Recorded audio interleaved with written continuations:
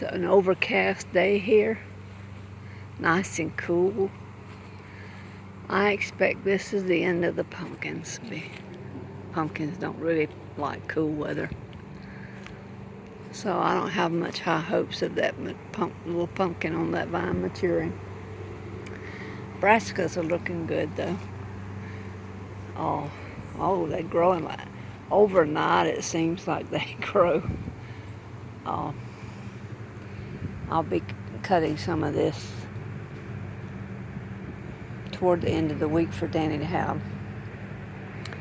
I'm not supposed to eat them anyway because I'm a warfarin, but I don't like them, so it's just as well that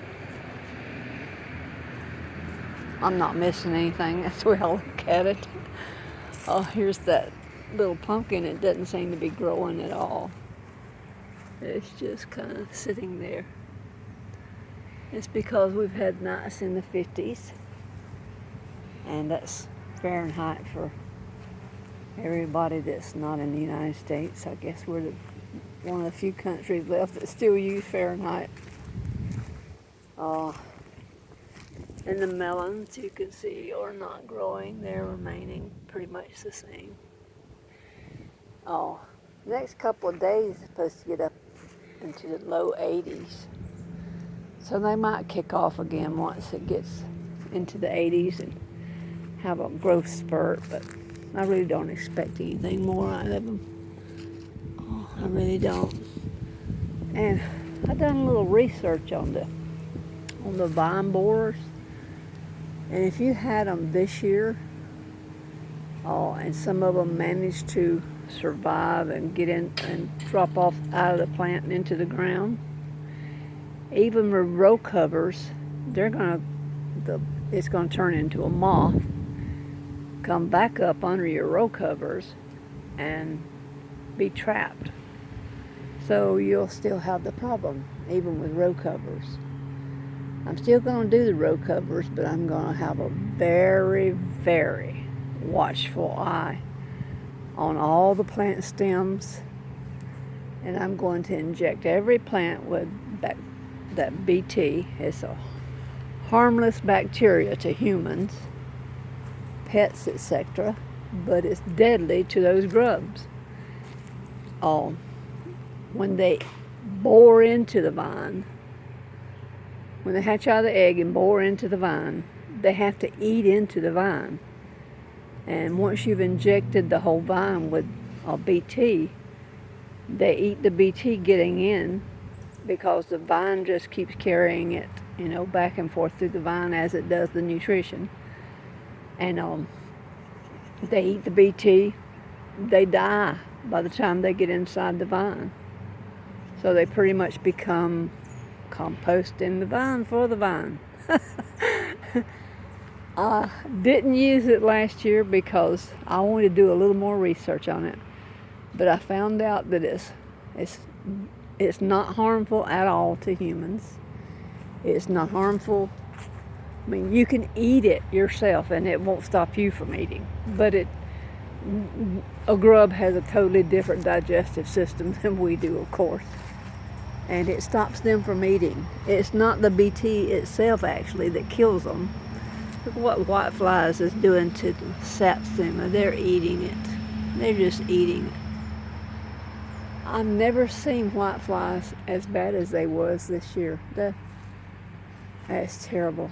It's just terrible. All the new growth just about has been took over by them. And that Phacelia that started in California, that came from another country. Somebody obviously brought some fruit in that was infected with it from some other country, because we'd never had it in this country before. And it started in California and it's made its way to South Alabama. Isn't that something?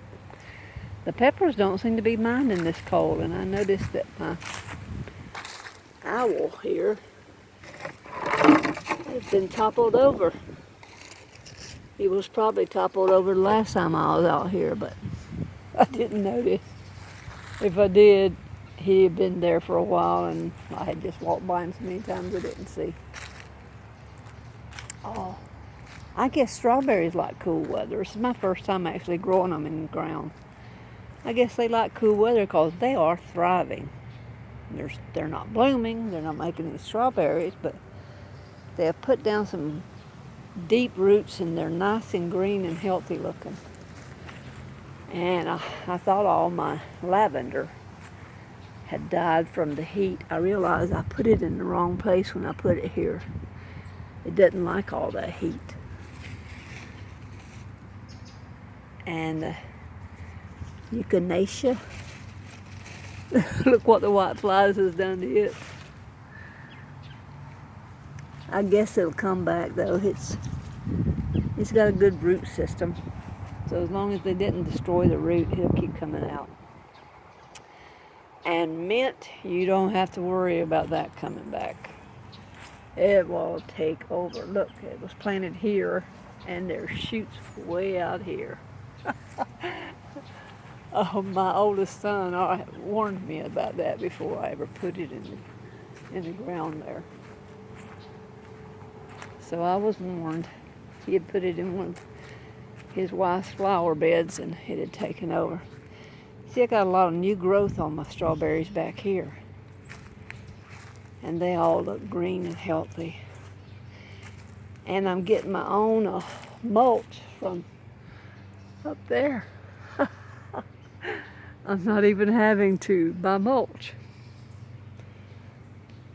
You know what though? It takes so long for oak leaves to decompose. It'll never make good compost in here.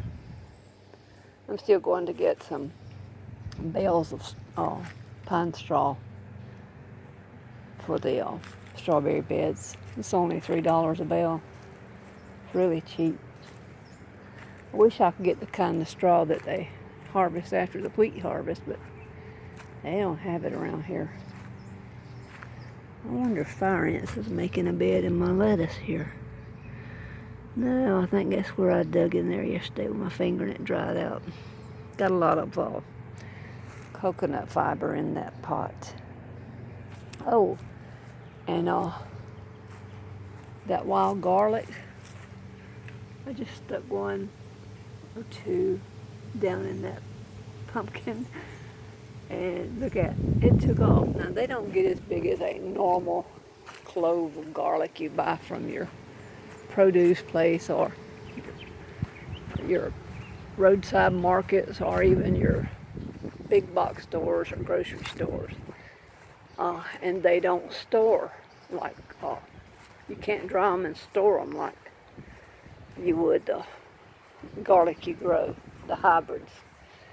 Here's some more. I just stuck some down in there and they just gone crazy. But you have it year round in the ground, so there's really no need to store it.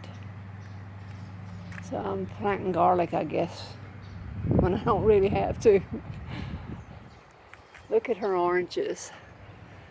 That tree froze off below the graft. And that's a wild orange, and it's the most sour orange. They don't get very big, about the size of a small lime. And even when they're fully yellow and falling off the tree, they're sour enough to make lemonade. But they're the color of an orange once they get fully ripe.